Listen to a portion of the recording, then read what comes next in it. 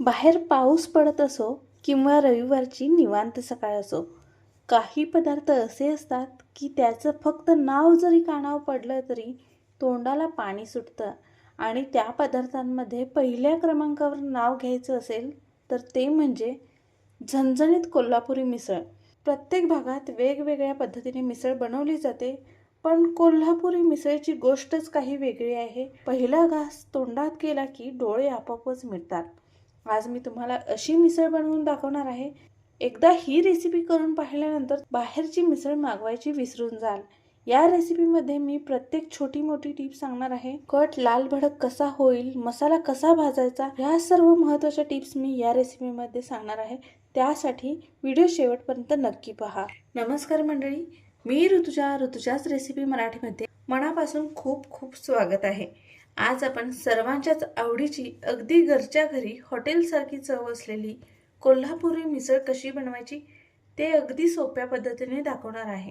काही पदार्थ असे असतात की त्यांचा फक्त सुगंध जरी आला तरी भूक दुप्पट होते. आणि त्यात पहिलं नाव घ्यायचं झालं तर ते म्हणजे गरमागरम तिखटसर झणझणीत कोल्हापुरी मिसळ. एक घास तोंडात गेला की पुन्हा पुन्हा खावीशी वाटेल. या रेसिपीमध्ये आपण वापरणार आहोत खास वाटण आणि कोल्हापुरी तिखट. यामुळे रंगही अप्रतिम येईल आणि चवही एकदम झणझणीत होईल. मग चला अजिबात वेळ न घालवता सुरू करूया आपल्या आजच्या खास कोल्हापुरी मिसळ रेसिपीला. आजची रेसिपी आपण कुकरमध्ये बनवणार आहोत, म्हणजे पटकन शिजते आणि झटपट मिसळ तयार होते. सर्वात आधी आपण गॅसवर कुकर ठेवायचा आणि त्यामध्ये 2 चमचे तेल घालायचे आहे. चांगलं तेल गरम करून घ्यायचे. फोडणीसाठी तेल चांगलं कडकडीत गरम झाले की त्यामध्ये आपल्याला अर्धा चमचा मोहरी टाकायची. मोहरी तडकायला लागली की त्यामध्ये अर्धा चमचा जिरे टाकायचे. 8 ते 10 कढीपत्त्याची पाने घेतली आहेत. 7 ते 8 लसणाच्या पाकळ्या ठेचून घेतल्या आहेत. एक मध्यम आकाराचा कांदा बारीक चिरून घेतला आहे. आता मंद आचेवर कांदा गुलाबी रंगावर येईपर्यंत परतून घ्यायचे आहे. आता यामध्ये एक मध्यम आकाराचा टोमॅटो बारीक कट करून घालायचा आहे. टोमॅटो नरम होईपर्यंत छान परतून घ्यायचं. आता कांदा आणि टोमॅटो नरम झाल्यानंतर यामध्ये आपण पाव चमचा हिंग, पाव चमचा हळद घातली आहे. 1 मिनिट थोडेसे परतून घ्यायचे. मंद आचेवर आपण ही फोडणी छान अशी परतून घेतली आहे. आता आपण यामध्ये मोड आलेली मटकी वापरणार आहोत. आता आपण 200 ग्रॅम प्रमाणात मोड आलेली मटकी घेतली आहे. साधारण 7 ते 8 लोक आरामात ही मिसळ खातील. जवळपास या मटकीला चांगला असा खमंग वास येत नाही तोपर्यंत परतून घ्यायचे. 4 ते 5 मिनिटे मटकी परतून घेतली आहे. हलकासा रंग अशा पद्धतीने या मटकीला असा रंग आला की यामध्ये आपण 1 चमचा मीठ घालून घेणार आहोत आणि शिजण्यासाठी आपण पाणी घालणार आहोत.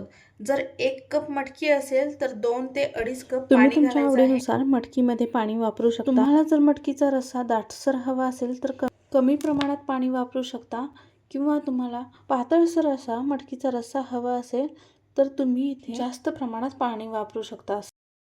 आणि मटकीला 2 शिट्ट्या काढून घ्यायच्या आहेत. तोपर्यंत मटकी बाजूला ठेवून द्यायची आहे. आता गॅसवर कढई ठेवायची आणि मिसळ बनवण्यासाठी आपण एक वाटण बनवून घेणार आहोत. त्यासाठी कढईमध्ये 1 चमचा धणे, अर्धा चमचा जिरे, 1 हिरवी वेलची, अर्धा चक्रफूल, 1 इंच दालचिनी, अर्धा चमचा बडीशेप हे सर्व कढईमध्ये मंद आचेवर छान भाजून घ्यायचे. आता यामध्ये 2 चमचे तीळ घालायचे आणि सर्व जिन्नस छान असे करपूस भाजून घ्यायचे आहेत. तुमच्याकडे जर खडे मसाले उपलब्ध नसतील तर तुम्ही यामध्ये 1 ते 2 चमचे गरम मसाला वापरू शकता. आता भाजलेले सर्व मसाले एका प्लेटमध्ये काढून घ्यायचे आहेत. आता कढई पुन्हा गरम करण्यासाठी ठेवायची आणि त्यामध्ये 2 मोठ्या आकाराचे कांदे बारीक चिरून कढईमध्ये घेतले आहेत. आता यामध्ये 1 चमचा तेल ओतून द्यायचं आणि कांदा छान असा नरम होईपर्यंत तेलामध्ये परतून घ्यायचा आहे. त्यानंतर एक मोठ्या आकाराचा टोमॅटो तो सुद्धा परतून घ्यायचा आहे. कांदा आणि टोमॅटो 1-2 मिनिटे परतून घ्यायचे. आता यामध्ये 8 ते 10 लसणाच्या पाकळ्या घातल्या आहेत आणि 1 इंच आले आपण वापरले आहे. आता हे सर्व जिन्नस छान असे परतून घ्यायचे. त्यानंतर मिक्सरच्या भांड्यामध्ये आपण सुरुवातीला भाजलेले खडे मसाले थंड झाले आहेत ते मिक्सरच्या भांड्यामध्ये घालून घेणार आहोत. त्यानंतर भाजलेला कांदा, टोमॅटो हे सुद्धा थंड करून घेतले आहे, ते सुद्धा मिक्सरच्या भांड्यामध्ये घालणार आहोत. आता यामध्ये 1 वाटी खोवलेले ओलं खोबरं वापरणार आहोत आणि थोडीशी कोथिंबीर घालून बारीक असं वाटण करून घेणार आहोत. आता इकडे आपली मटकी शिजून थंड झाली आहे. कुकरचं झाकण काढून घेऊ. आता ही शिजलेली मटकी एका दुसऱ्या भांड्यात काढून घेणार आहोत आणि पुन्हा कुकर गरम करून घेतला आहे. आता आपण हे वाटण छान असं बारीक करून घेतलं आहे. तुम्ही पाहू शकता अशा पद्धतीने हे आपण असे वाटण करून घेतलेले आहे. आता कुकर मध्ये 1 वाटी तेल घालायचं आहे. थोडंसं तेलाचं प्रमाण आपण इथे जास्त वापरलेलं, कारण मिसळीला छान असा कट येण्यासाठी आपण तेल थोडं जादा वापरलेलं आहे. तेल हलकंसं गरम झाल्यानंतर वाटण घालून घेणार आहोत. 1 ते 2 मिनिटे हे वाटण तेल सुटेपर्यंत आपण परतून घेणार आहोत. वाटणाला छान असे तेल सुटल्यानंतर त्यामध्ये 1 ते 1.5 चमचा लाल काश्मीरी मिर्च पावडर वापरणार आहोत. याने मिसळीला कलरही छान लाल येतो आणि तिखट झणझणीतही होते. आता यामध्ये 2 चमचे आपण लाल झणझणीत कोल्हापुरी तिखट वापरणार आहोत. 1 ते 2 मिनिटे याला तेल सुटेपर्यंत छान परतून घ्यायचे. आता यामध्ये आपण शिजवलेली मटकी पाण्यासहित ओतून देणार आहोत. चवीनुसार मीठ टाकून अर्धवट कुकरचं झाकण लावून 5 मिनिटे उकळी काढून घ्यायची. 5 मिनिटांनंतर छान अशी याला उकळी आली आहे. थोडं थंड झाल्यानंतर यावर छान असा कट देखील आला आहे. अगदी साध्या सोप्या पद्धतीत 8 ते 10 मिनिटात आपली ही मिसळ तयार झालेली आहे. ही मिसळ कुकरमध्ये बनवल्यामुळे अगदी झटपट तयार झालेली आहे. प्रत्येक भागात वेगवेगळी मिसळ असते, पण कोल्हापुरी मिसळीची गोष्टच काही वेगळी आहे. लाल भडक कट, मसाल्याचा खमंग सुगंध आणि वर कुरकुरीत फरसाण, बारीक चिरलेला कांदा, ताजी कोथिंबीर आणि त्यासोबत गरमागरम पाव. पहिला घास तोंडात गेला की आपोआपच डोळे मिटतात.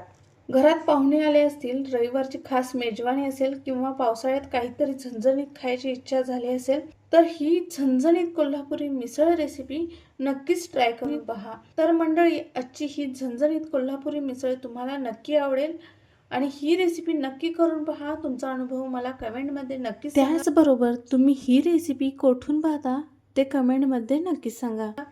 व्हिडिओ आवडला असेल तर एक लाईक नक्की करा. तुमच्या मित्रमैत्रिणींसोबत शेअर करा. आपल्या चॅनलला सबस्क्राईब करून बेल आयकॉन दाबायला विसरू नका. पुन्हा भेटूया एका नवीन रेसिपी सोबत. तोपर्यंत धन्यवाद.